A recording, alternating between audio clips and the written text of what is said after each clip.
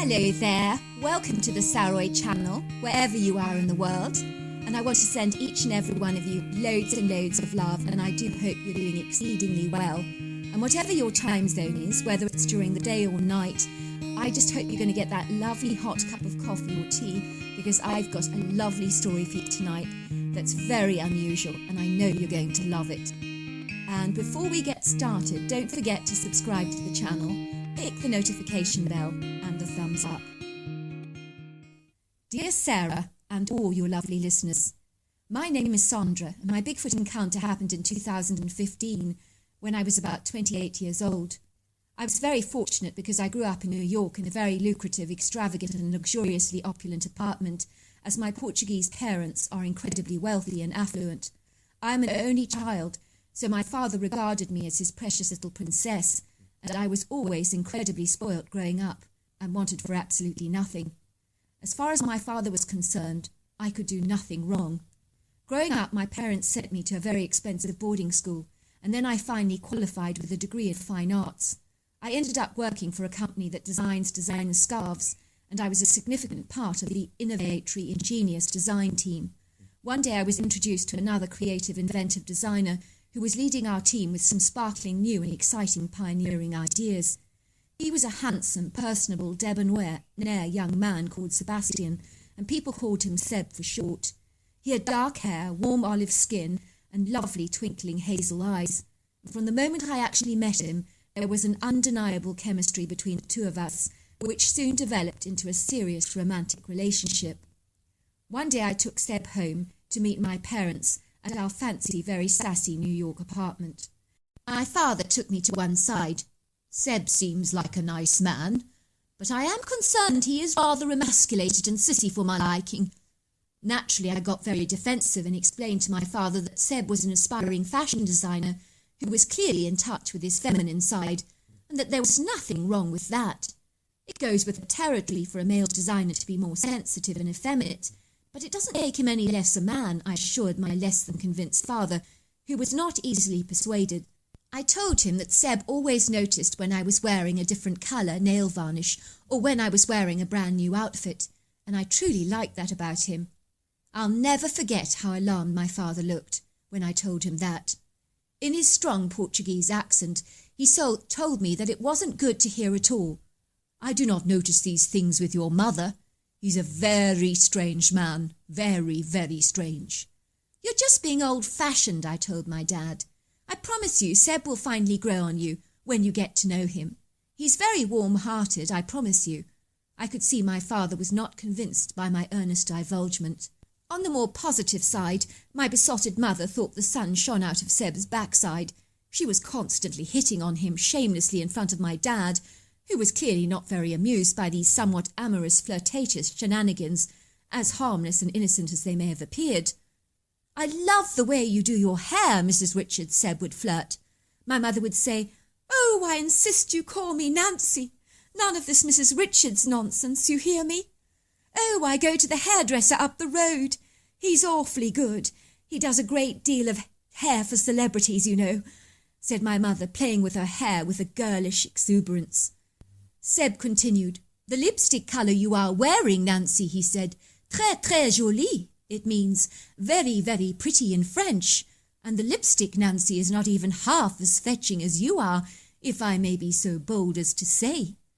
I could see by my father's appalled expression that he wanted to throw up and vomit violently, listening to this deluge of unashamed, flirtatious banter coming from Seb's flattering, honeyed tongue that seemed to just flow like an undulating sea of rising charm and philandering that seemingly would not be tamed or subjugated.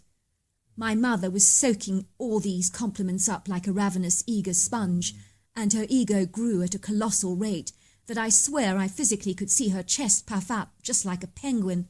It seemed that she even grew a few centimetres in height, because she quite literally swelled up with pride. I'm glad you like it, Seb, she giggled like a silly schoolgirl, blushing from the attention that she was receiving, and clearly basking in it. My lipstick colour is crimson peach from Dido. I was shocked to see Seb taking down the colour of the lipstick on a little piece of paper he took out of his jacket pocket and promptly replaced, which was odd to say the least. Why on earth would Seb do that, I pondered. I'd never wear such a bright lipstick myself. Always useful to know these details, he said, as my father raised a quizzical eyebrow, as if to say, I've seen everything now. I kicked Seb violently under the table when my parents went into the kitchen to get the cheese board, the pudding and the dessert wine. What on earth is wrong with you, I whispered. You keep flirting outrageously with my mother. It's not appropriate behaviour, and it's certainly not impressing my dad either. He doesn't like it one bit, because it's very disrespectful and impertinent. Your mother is a very beautiful woman, just like her daughter, he said, leaning over to kiss me on the forehead. I can see where you get your good looks from, and it's certainly not your father. I became outraged and defensive towards my dad. I'll have you know that my father is a very good-looking man, I snapped angrily. As my father entered the dining room carrying the cheese board, Seb was chuckling loudly. What's this thing you are laughing about? Asked my father curiously. I always enjoy a good joke. Your daughter seems to think you're very good-looking, Seb teased. It's amazing how blind daughters can be when it comes to their dads. You are grey at the gills, with a little overhang around the waist, and she fails to see any of that because she adores you so much. It's quite charming, really. Wow, Seb, I said. That's disgusting. Don't you dare talk to my dad like that. My dad is my world, and he's a very, very good-looking man, I insisted. It's all right, sweetheart, laughed my father. You don't need to defend my honour or my sagging waistline. I've had greater insults than that before. I think I can handle myself among the piranhas. You would think that after that nasty altercation at dinner, I would choose to never see Seb again. But somehow he managed to neutralise the damage that he'd done and use his charming, titillating tongue to woo me back into his life. I fell for his seductive charm, hook, line and sinker, probably even more pathetically than my mother had done. So you've guessed it, we finally did get married, and no expense was spared on my wedding day that was held at one of New York's most stylish, resplendent hotels, which was palatial and glitzy enough to meet with my mother's fastidious approval. I know my father never warmed to Seb, but my mother was over the moon to have what she described as the most dashing, handsome and ever so sassy son-in-law. My father looked at me and said, You know, little princess, I've never liked Seb very much. You're far too good for him. But as long as you're happy, that's all that matters to me. Remember, if this man ever upsets you in any way, I'm always here for you. I have a lovely present for you, and I've put it all in your name, and it has to stay that way, legally. Do you understand that? I nodded. He was wiggling an enticing handful of keys in his hands, which he handed to me. I hope you like it, sweetheart, he said. It's an exquisite place in Oregon, especially for you, just like you always dreamed. I hugged my father tightly, tears pouring down my face in delight. I'd always wanted a place of my own in the country. Oh, Dad, thank you so much. It's only a pleasure, sweetheart, he said, kissing me on the cheeks. You're always my precious little princess forever. You deserve the best.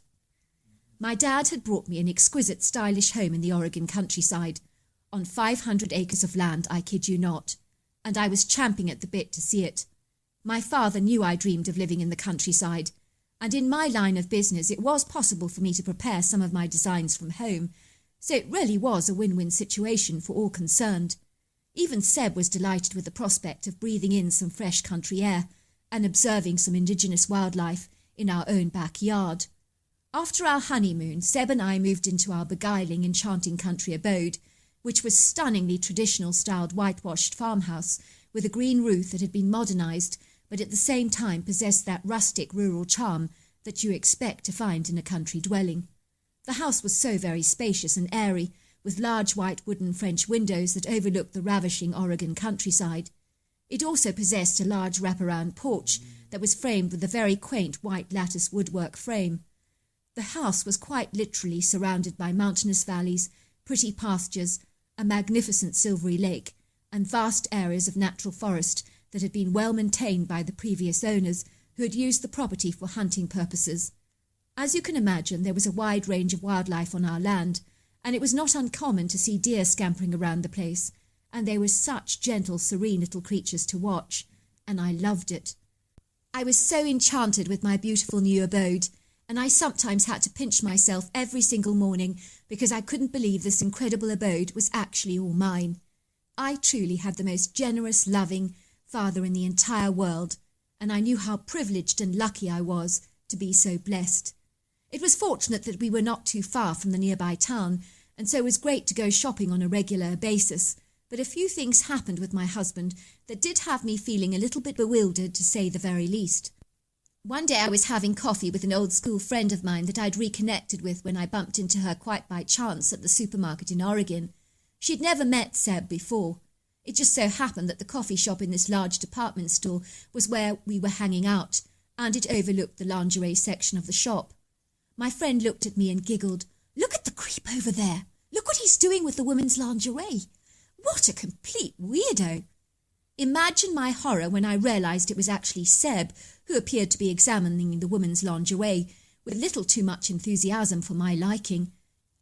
And he appeared to have a very rather jubilant expression on his face, which wasn't normal. Usually men always looked awkward and uncomfortable in lingerie shops when buying gifts for their wives or girlfriends, but Seb looked so comfortable and at ease, it was extremely disconcerting. Then he did something that actually made me physically cringe and want to vomit. I watched in horror as Seb actually tried on a bright purple lacy bra over his shirt and was examining himself in the mirror. He was looking to the left and to the right, to the back and the front. I think he didn't think anybody could actually see him doing this because he kept looking around furtively to see if anybody was coming, obviously unaware that he had been seen by several pairs of astounded eyes. I could see the flustered, somewhat dismayed shopping assistant coming up to him, shaking her head rigorously, looking less than pleased with Seb. I saw that she was insisting he remove the bra, and judging by her expression, she wasn't at all impressed.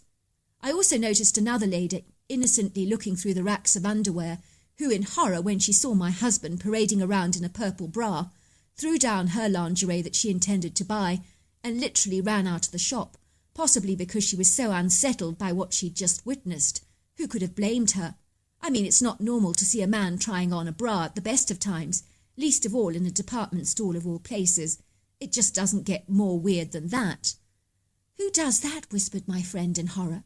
"I mean, what man goes into an underwear shop and tries on some lingerie? He's got to be sick. That man's not right in the head. He belongs in a funny farm." "Maybe he's trying it on for his wife," I said, clawing desperately for a reason to excuse Seb's strange behaviour. I was utterly floored. I couldn't believe Seb was behaving in such a bizarre, atrocious way. But I told myself he was just looking for lingerie as a present for me, and was trying stuff on for size. It's amazing how much you will actually lie to yourself when you see something that you refuse to believe is actually true. I never even asked Seb on what on earth he was doing trying on that purple bra. As I saw, he did have a little bag in his hands, and I suspected he'd brought the lingerie for me as a surprise gift, so I felt momentarily relieved. Another time when something about my husband had me floored was when we went over to a friend's house. It appeared that she was having problems with her washing machine flooding, so my husband was bending over in the toolbox when I noticed with alarm that he was wearing a pair of bright pink knickers that were sticking out of his trousers. When the neighbour saw this, she started to giggle.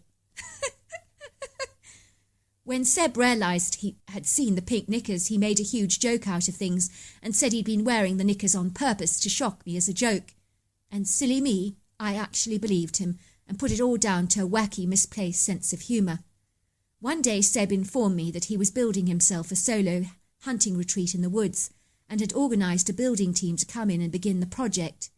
In truth, I did not give it much attention because at the time I knew nothing at all about hunting and had so little interest in such pursuits.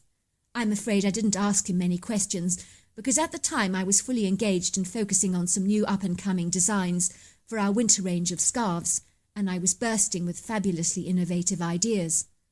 Over the next few months, Seb would frequent the woods very regularly with his rifle, telling me that he intended to do a little solo hunting, but he never ever returned with even a squirrel pelt, which I thought was exceedingly odd. I was also surprised that he had not grown weary or discouraged about hunting, because he spent copious amount of time in the woods, seemingly with no successful outcomes. I doubt if the shoe was on the other foot, I would be happy to engage in a sport without any beneficial reward. It was clearly apparent to me that Seb was a useless hunter.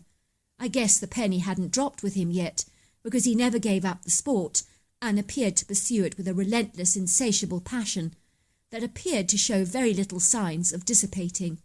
One day, when I had plenty of free time on my hands to laze around the house, I decided to take a look at the little hunting retreat Seb had built in the woods. At that time, Seb was actually in New York, discussing some of the latest scarf designs the company was creating, and he would also be introducing and presenting some of my new creations to the team. Imagine my surprise when I discovered that Seb had actually built a small little house in the middle of the woods, which appeared to have a long flat roof. It had been locked up, but I looked through the windows and saw wardrobes, carpets, chairs, mirrors, and even a large double bed there, not to mention a small kitchenette. I was absolutely stunned. I suddenly became furiously angry, because Seb had never included me in this strange building project, and it didn't look at all like a hunter's retreat. Why had Seb not told me that he was actually building a little house? Why all this secrecy? Was this where he had been spending all his time behind my back? All kinds of alarming thoughts entered my mind. I knew that Seb was up to something dubious, and I was determined to get to the bottom of it. Perhaps this hunting malarkey was a bogus cover-up for something decidedly insidious and duplicitous. I was certain something untoward was going on, and I could feel it in my gut. As I was standing there in the woods, observing the long bungalow with its relatively low flat roof, I suddenly noticed that I could smell a really odd odour. It smelt rather like dirty trainers and a wet dog rolled into one, and I didn't know where the smell was coming from, but I promise you this, it was nasty. It was then that I heard a snoring sound that sounded like something or someone was fast asleep, and to my horror I realised that the sound was coming from the top of the flat roof. Something was clearly there, fast asleep. There was a large oak tree that possessed a very sturdy tree branch that crisscrossed over the rooftop. It was a relatively easy tree to climb, and so I scrambled up the tree as quietly as I could to have a good look at what was on the roof that was making this curious sound. I guess I was too inquisitive and intrigued to subdue my impulsive, spontaneous urges to see what this thing actually was. I slowly manoeuvred my body over the tree branch, prostrating and levelling myself like a surfboard, and then I peered over the rooftop.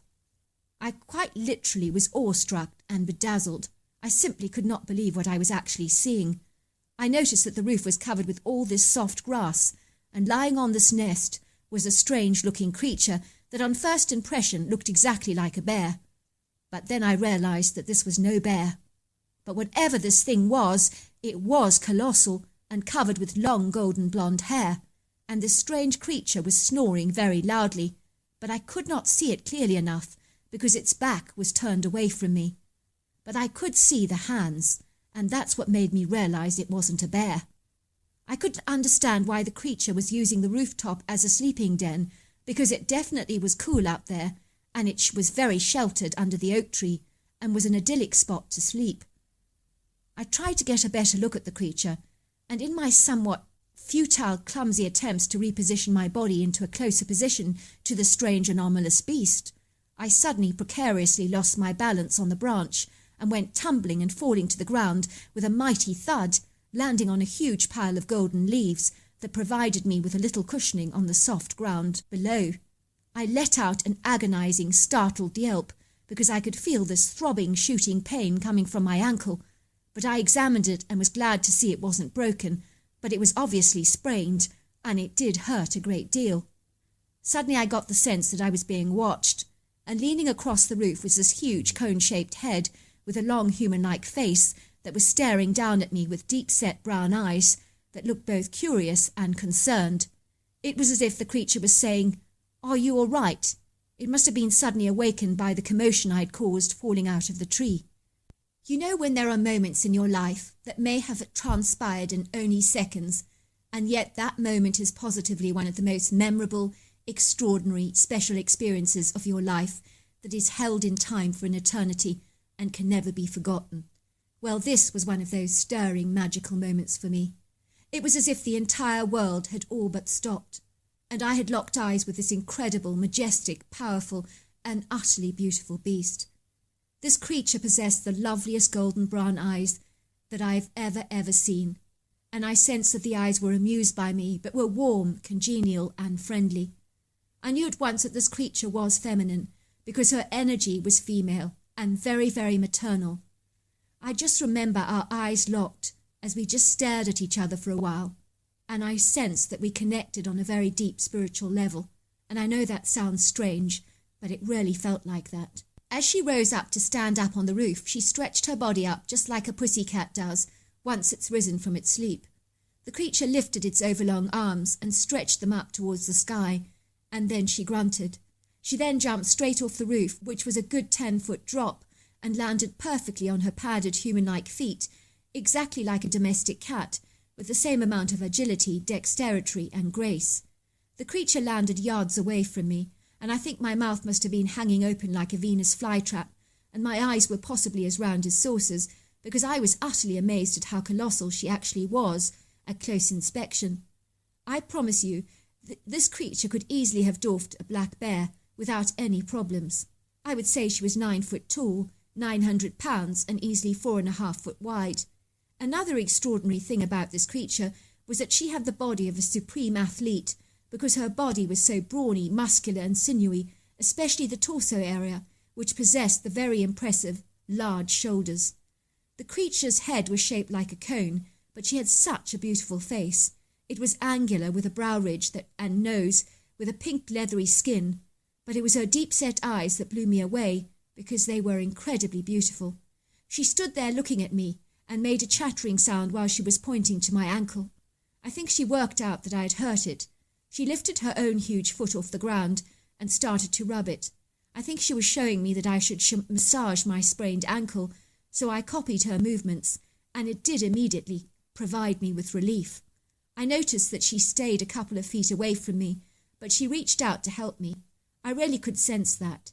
She then indicated for me to get up and try walking on my injured foot, which I did, and then she made a happy whooping sound as if to say, "Look, you can do it, you're fine."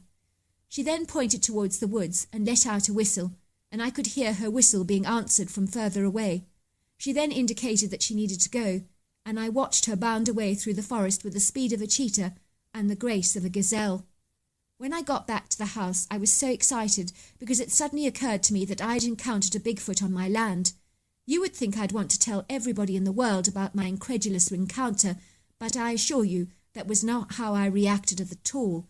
It was my big secret, and I was never ever going to tell a soul about it because it was such a personal, intimate and special moment for me. Fast forward a week or so, and I hadn't mentioned anything to Seb about his hunting retreat in the woods. I decided against it because I wanted to spy on him when he went on one of his bogus so-called hunts, and that's exactly what I invariably did. I remember the day so clearly and so vividly, as if it was yesterday. I approached the woods, and I could see the bright red wooden door to the bungalow was wide open, and so I slipped in and hid behind a curtain in the living area. I could hear someone playing jazz music in the background, and I remember hiding for 15 long minutes until a woman suddenly appeared in the living room and was adjusting her outfit in the long mirror, admiring herself. I suddenly realized that this was no woman at all, but Seb dressed up to look like a woman. He did look ridiculous, with a little bit of a spiky beard and a bright pink lipstick. It's not a good look. I came out of my hiding spot and confronted him. He was wearing a woman's dress and cardigan with a long flowing blonde wig, and he was adorned in my mother's favourite lipstick colour. He also wore black eyeliner on the eyes with a bright green eyeshadow, and on his cheeks he wore a red rouge. He was wearing luxurious silk woman's lingerie under his outfit, and his huge feet were stuffed in a pair of stiletto shoes that looked absolutely ridiculous. I do not wish to be unkind, but he looked exactly like a clown. I almost felt sorry for him because he looked like a deer caught in headlights. He was incredibly embarrassed for me to see him dressed up as a woman. I knew he must be feeling exposed and vulnerable, and I surprised myself by not getting too angry or overreactive. "Why?" I asked him. "Why are you doing this?" "I'm not interested in men, if that's what you think," he told me. "I really do love you. I didn't mean for you to find out like this. I thought if I told you that you would leave me. You should have told me all this before we got married. I deserve to know the truth," I said. "I know I'm sorry," he said, hanging his head in shame. "I just didn't want to lose you." "Why do you do this?" I asked. "You do realise that you look absolutely ridiculous." I just love wearing women's clothes. It gives me this buzz pretending to be a woman. He then proceeded to show me his collections of bras, shoes, suspenders, stockings, wigs, makeup and handbags. He had spent copious amounts of money on women's clothes that far exceeded my own clothes budget, which was rather alarming to say the very least. I could see he was so excited introducing me to his feminine wardrobe. I was trying to understand, but I really felt sick to my stomach, because this was too much for me to handle. I knew that I could never ever feel quite the same way about Seb again. It was like a flash of bright light that I had suddenly seen all his warts and imperfections, and I just could not accept this dark side to his life. This does not change anything between us, does it? Asked Seb. I'm afraid it changes absolutely everything, I told him. Realizing my husband was a transvestite was hard to live with, and I just couldn't accept it, so I filed for divorce, although I have remained firm friends with Seb since then, and I still work with him at our company, designing scarves, but we are no longer together. When I told my father about Seb being a transvestite, he was not surprised at all, but my mother was mortified. I don't think she has ever come to terms with that revelation. I have researched women online who have accepted their husband's transvestite behaviours, and I wish I could be so gracious, but I cannot, because my attraction to Seb just evaporated in a second, and I cannot live a lie by remaining married to someone I no longer love. As for the Bigfoot, I've often gifted her with food on the roof, because she still uses my ex-husband's roof like a large sun lounger under the oak tree, and she loves it there. It's also very cool in the summer months, and warm in the winter. I'm glad it doesn't bother her that I know her daytime hideout. I notice she adores grapes, salted potato chips, and sliced watermelon. Those are her absolute favourite treats. Sometimes she leaves me presents like animal pelts, berries, stones and antlers, which she leaves on my front door. I always know they're from her, and I treasure every single gift. I have seen her from time to time on my land, and she always acknowledges me, but I like to give her her space because Bigfoots do not like being hounded by humans, and they like to keep themselves to themselves, and I know she's quite elusive. I never believed I would ever tell anyone about my amazing encounter, but I just want people to know that not all Bigfoots are aggressive or violent, and they are most certainly not a fabricated creature of fiction. I have called our Bigfoot Sunflower because she's such a brightful, cheerful soul. In July last year I got remarried to my husband Carl, who's about as rugged and as outdoorsy as you can get, and he's the kind of man that could not go near a lingerie shop, even if you begged him to do so, and that's the way I like it. So there you are, that's my story. I want to say thank you so much for that amazing story. I can't imagine what it would feel like to discover that your husband is a transvestite, and I'd be interested to any ladies listening how you would react if you found that your husband was a transvestite. Would you have to leave him, or do you think you could cope with that revelation? I'd really be interested to know. But before we end on this, I just want to say thank you for that amazing story. Until next time, goodbye and good night.